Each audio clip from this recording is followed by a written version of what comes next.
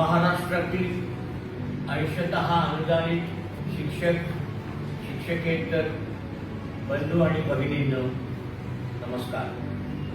22 जून पासून तर 10 जुलै पर्यंत अंशतः अनुदानित कर्मचाऱ्यांचं आंदोलन आझाद मैदानावर होतं। आता माझ्या व्हॉट्सअपवर गेल्या 2 दिवसापासून समिश्र प्रतिक्रिया आहे। काही लोक समजदार आहेत, ते बॅलन्स प्रतिक्रिया देतात, परंतु काही लोक अगदी टोकाच्या प्रतिक्रिया देताना दिसतात। म्हणून या आंदोलनाचा अन्वयार्थ तुम्हाला समजावून सांगावा, त्यासाठी ही व्हिडिओ केली। आता आंदोलन शिक्षक समन्वय संघाने घेतलं, त्यात सगळेच नेते आहेत, म्हणजे अगदी के.पी. पाटील असो, संतोष वाघ, दीपक कुलकर्णी, श्रद्धेश कुलकर्णी, खंडेराव जगदळे, राहुल कांबळे, भारत जामनिक, हे सगळे, या सगळ्यांनी घेतलेले हे आंदोलन आहे। शिक्षक समन्वय संघाचं आंदोलन असल्यामुळे हे सर्व त्यात सामील आहे। उगाच आपलं व्हॉट्सअपवर आंदोलन अयशस्वी झालं, शेपूट घातलं, अशा प्रकारच्या प्रतिक्रिया जेव्हा येतात तेव्हा जो कोणी आयोजक असतो त्याचं मनोबैल्य खच्चीकरणाचं काम आपण करतो, हे कायम आपण लक्षात घेतलं पाहिजे। आता आंदोलन यशस्वी झालं का असं मला जर विचारा तर मी म्हणेल हो। तुम्ही समाधानी आहात का असं मला विचारा तर मी म्हणेल नाही। मग तुम्ही म्हणाल दोन्ही डबल्यावर हात ठेवता का? असं नाही। मी जो निर्णय झाला त्या निर्णयाप्रती समाधानी नाही, निर्णय तात्काळ व्हावा अशी अपेक्षा होती। आता निर्णय तात्काळ झाला नाही, मग तो झाला नाही म्हणून त्यावेळेस नकार द्यायला पाहिजे होता का? त्यातून काय मिळालं असतं, हातात काय लागलं असतं? अहो, शेवटी नेत्यांची जबाबदारी असते की आंदोलन यशस्वी कसं करायचं। त्या ठिकाणी मैदानावर जेव्हा माननीय दादाजी भोसले, माननीय गिरीश महाजन, माननीय मंगेश चव्हाण हे सगळे आले होते, तेव्हा त्यांना जर त्या क्षणाला आपण म्हटलं असतं की आम्हाला हे मान्य नाही आणि ते निघून गेले असते, मग पदरी काय पडलं असतं? तुम्ही थोडं आत्मचिंतन करा, आत्मपरीक्षण करा। जे काही पदरात पाडून घेतलं ते महत्वाचं नाही का? समजा ते वापस गेले असते आणि आंदोलन संपलं असतं, शेवटचा दिवस होता, काहीही मिळालं नसतं, पुन्हा डिसेंबरमध्ये ये रे माझ्या मागल्या, तेच करावं लागलं असतं। बरं, दुसरा अर्थ, मागे यांनी 19 महिन्याचा पगार खाल्ला, मागच्या वेळेसचा ऑगस्ट सप्टेंबरचा अद्यापही मिळाला नाही। अर्थात ऑगस्ट सप्टेंबरचा बुडून येणार नाही, तो भविष्यात मिळेल, परंतु मागे 19 महिन्याचा टप्पा शासनाने दिला नाही हे लक्षात घ्या। काही पद्धत असते, एखादा शब्द दिल्यानंतर तो शब्द पूर्ण करण्याकरता शासकीय भाषा, शासकीय पद्धत अशी आहे की तो निर्णय पहिले कॅबिनेट मध्ये व्हावा लागतो। नुसती सभागृहात घोषणा करून जमत नाही। अनेक लोक म्हणायला लागले की यावेळेस सभागृहात 2 ओळीची घोषणा व्हायला पाहिजे असते। समजा घोषणा झाली असती आणि नंतर पुढे काही झालं नसतं, तर मग काय केलं असतं? बघा, पद्धत अशी आहे की पहिले कॅबिनेट निर्णय व्हावा लागतो, कॅबिनेट निर्णय झाल्यानंतर ईपीसी कमिटी पुढे जावं लागतं, ईपीसी कमिटी पुढे झाल्यानंतर व्हाईट बुक मध्ये तरतूद करावी लागते, त्यानंतर त्या तरतुदीला सभागृहाची मान्यता घ्यावी लागते आणि मगच ती टप्पावाढ लागू होते।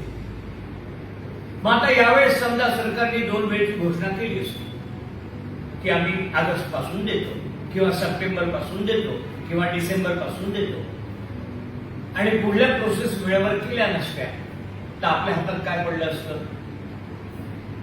मग मला तुम्हाला हे सांगायचं आहे की 100% 1 एप्रिल 2027 पासून वाढीव टप्पा मिळेल म्हणजे मिळेल।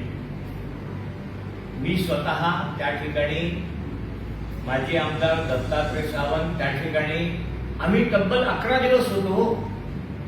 पहिल्या दिवशी किती लोक होते तुमचे? 9 लोक. तुम्ही सांगता 65,000 आहोत.